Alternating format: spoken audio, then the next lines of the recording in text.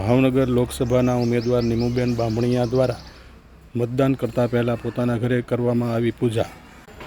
પોતાના ઘરે પૂજા કર્યા બાદ નીમુબેન બામણીયા શહેર પ્રમુખ અભયભાઈ ચૌહાણ સહિતના કાર્યકર્તાઓની હાજરીમાં ઢોલ નગારા સાથે તેજસ્વી સ્કૂલ ખાતે પોતાનું મતદાન કરવા માટે સહપરિવાર પહોંચ્યા। મહાપર્વની ઉજવણીના ભાગરૂપે આજે હું મારા પરિવાર સાથે તેજસ્વી પ્રાથમિક શાળા જ્યાં મારું બૂથ છે ત્યાં મારા પરિવાર સાથે મેં મતદાન કર્યું છે। મારી સાથે સૌ લોકો, અમારી શેરીના અમારા સાથી સૌ લોકો પદયાત્રાથી શરૂ કરી અને બૂથ સુધી અમે સૌ મતદાન કરવા પહોંચ્યા છે।